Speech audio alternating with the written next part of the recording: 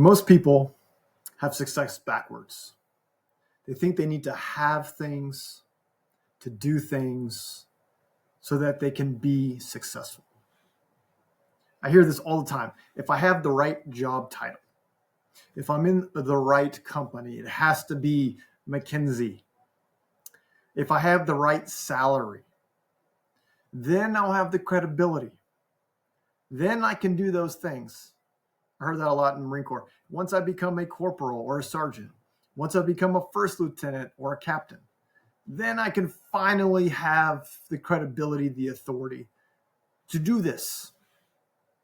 And this holds people captive. Let's talk about why. Okay. There's this idea between have, do, and be. Okay. This is what we'll be talking about today. Have, do, or be. I think about it like a sports car. If I have a score for a sports car, then I can drive sporty. Then I'm going to feel like I'm a driver. I'm a sporty driver. But I got to have it first. Right? I got to have that car. I can't be a sporty driver unless I have a sporty car. I got to have that car. Then I can do it. Then I can feel it. And that's the classic things you'll see in commercial after car commercial after car commercial. They show someone in a brand new car driving in the air or through the woods or through traffic, and they have the smile on their face. If only you had that car. I ride motorcycles, so I know what it's like with the adventure motorcycle world craze.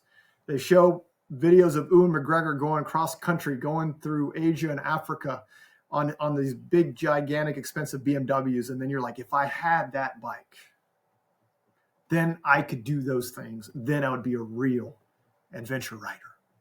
And that's the reason why you buy something for $10 and they put the adventure tag on it. It's now $50, $10 to $50, right? This is how marketing works. But it captures us. It gets us stuck. Why does it get us stuck? Because we're waiting for some type of external validation. We don't create it ourselves. We're waiting for someone else, something else. We're giving our power away when we're doing this. And we never feel quite ready. It's a made up term, right? When are we truly ready? Some will say, you're never quite ready. Others will say, you just got to do it, whatever it is. Here's the idea. Confidence, we also like, I need to feel confident about doing it. Confidence is not a requirement. Confidence is a result. I say again, confidence is not a requirement.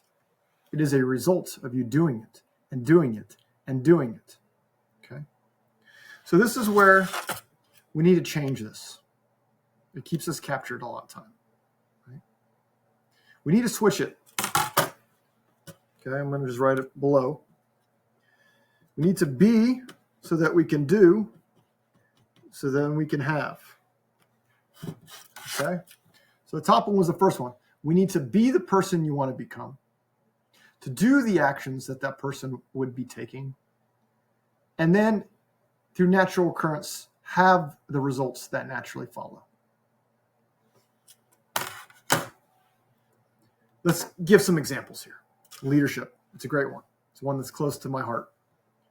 When I work with young leaders, especially in the Marine Corps, college basketball, entrepreneurs, usually the idea is, what is the best leader that you've ever worked for? Or what is the ideal leader in your mind? Think about that. Think about that person. Think about their mindset, their presence, their decision-making abilities. What would that person be doing?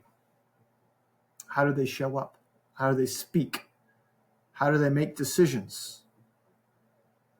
And then the have is, what are the outcomes? And we step into that. Step into the leader you want to become.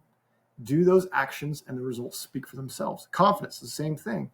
It's a result. It's not a requirement. What would a confident person be like? How would they show up at work? What type of actions would they do since they're confident? And what is the result? I just worked with Giuseppe in my career growth accelerator, and he told me that was key for him. He always thought he had to have confidence when he showed up to work. And it would come eventually as he would get promoted. And then he realized, if I just show up confident with that mentality, I'm a confident person, I'm going to start doing things like I'm confident. And then he told me, people used to think I was kind of like a pushover. I was just kind of a little slow. Now people think I'm super confident. It's a result. He has the confidence because it's a result of him being and doing. Consulting. This is a great one. I work with consultants trying to get into McKinsey because I spent time in McKinsey and I've coached a lot to get in. But one of the things I tell them a lot is you need to start thinking like a consultant.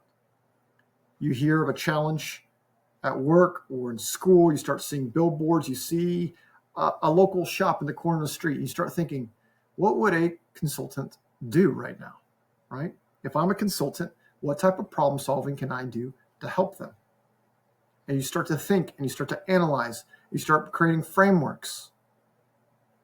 And the more they start doing that, becoming a consultant, then when they finally show up to those interviews, all they have to do is be who they have been being, right? Human beings, we're not human beings, we're human becomings. Human being sounds like it's static. Human becomings means we're constantly growing and we get to choose who we want to become if we choose. Right? Choice is a very important framework in my commit framework, COMMIT. But we choose. We choose. So again, let's start. How do we use this framework, right? The first part is define your be. Who do you want to become? Okay. And I gave the example of 3, right? I want to be a great leader. I want to be very confident in my work. I want to be a consultant, right? Very specific ones. Who do I want to become? What are the characteristics of that person? How do they think? How do they feel? How do they carry themselves? Create that persona, okay? You could choose a specific person. I work with college basketball players, and sometimes they just want to have a lot more confidence with their handles, and I'd be like, Allen Iverson. Think of Allen Iverson. His nickname was The Answer. He was the answer. He had crazy handles, maybe the best of all time, right? And then they start to do those things. So that goes to the next part, the do, right? What actions would this person take? I think is one of the most powerful questions we can ask ourselves. What actions would they be taking daily? How would they handle challenges? What decisions would they make? What would they say no to? I think a great one is people trying to get in shape. Right? Goals aren't a destination. Goals are a place to start from. Because if you say a destination, then you'll be, well, one day I will be in shape. But if you start from and you're always chasing it, right? You're always chasing, hopefully you'll get there one day. And many people fail. But if you start from a position of being, I am a person who's in shape, then I do things that a person in shape would do. I would take care of my sleep, my hydration. I would get my daily workouts in. I would take care of my sleep, take care of my energy levels. I would recover, but I'd be doing some type of activity every single day. And people are in shape, they log it. They write it down because stuff that's written down is tracked, is measured, and that's how you build and grow. And if you don't want to build and grow, then don't track it. Okay, it's amazing how that works. Think about grades in school, right? Think of KPIs at work. Think about all those types of things, all right? So what actions would you be taking daily? If you're trying to be a good leader, if you're trying to build your confidence at work, if you're trying to become a consultant, if you're trying to get fit, right? 4 examples there. Then the last part can be a little tricky, but you have to trust in the process. Results are a byproduct. They're not the goal. And this can be very challenging, especially like in the sports world, because we always want to win. We want to win.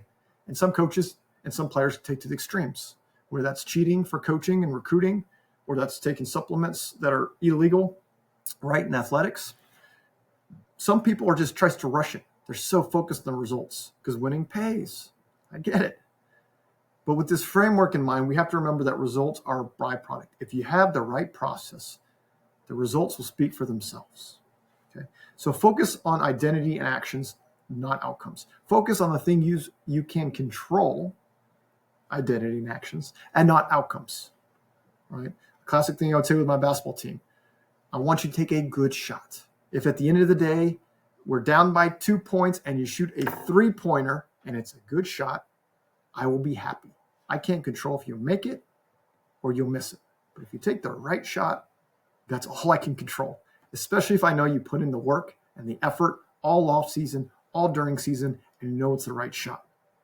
I have to trust in that. Those are things that I can measure, right? The outcomes, the results, because there's too many things are outside of our control already. Okay. So let's talk about some common mistakes, and you might have heard them already as I kind of mentioned them, but let's be very clear. Mistakes, challenges with the B. B, say a big mistake is just trying to fake it. We've heard the term fake it till you make it, right? You need to be authentic, okay? Not performative. You need to be authentic. You really need to embrace that person you are becoming. Be authentic. There are struggles, right? No one's asking you to be perfect, but embracing it is becoming that person. Don't fake it. Become that person. Every day. Every day. Every day. Become that person. The second one is skipping the do. You don't want to skip the do, okay? If you have identity without action, it's just wishful thinking. I hear this from my coach all the time. Good insights with no action is just entertainment, okay? Don't entertain yourself, right? Don't disappoint yourself. Becoming someone leads to the actions that leads to the results. Want different results? Take different actions. Want different actions? Be someone different, right? But you can't skip the do. Don't skip the do. Become the person so you can do those things. And often that's the most important thing. People struggle in trying to get different results. Right? They keep doing the same thing over and over again, and they don't change. That's why I go back to basketball where I coached. How many players have I worked on and they need help with their free throws? Right? And I tell them, well, what have you done with your free throws?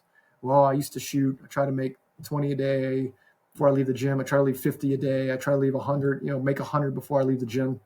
Try to make 10 in a row, try to make 15 in a row, 20 in a row. And then I'll be, okay, that's good. So you put in some effort. And then I'll watch them, and then I'll realize their form is all over the place. Okay. Basketball, you try to shoot the ball up, straight, balance, straight up with spin. And then sometimes I'll see guys shoot sideways. And then you're like, you've been telling me you have been practicing making 50, 100 free throws a day, shooting this way.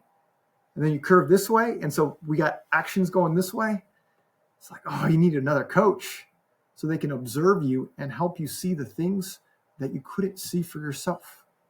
I'll notice guys dipping too low or having a low shooting pocket, right? Getting too close to the face or too far away, right? It can be many things. Maybe they'll just toss it. There's no spin, no rotation, right? There's all these little things that you can't notice when you're the player, right? So anyways, I went on a tangent on that one. But skipping the do, very dangerous. The have, I would say, is being impatient. Okay, being impatient. As a high performer, it's easy to get impatient myself. I want the results. I want the results. I want the results. We have to trust in the process, build a great process. Trust that there takes time. It's inevitable to get the results, get some results, right? But you can't just chase it at all costs because you'll start to cross your boundaries, your values, your identity, what you're trying to build. And that's not going to give you that lasting peace and satisfaction that you're craving for. Okay. So do not get impatient with the have. So those are 3 common mistakes. Okay. Again, when you start being who you're meant to be, everything else aligns. Right. And your identity creates your reality. It's not the way around. Often with my clients, I start working with identity. It's very important, because who you chose to be and the world you choose to create has huge impact and implications on how you show up. Okay. You create your identity or let someone else do it for you. You create your world or someone else will tell you the way the world is. Okay.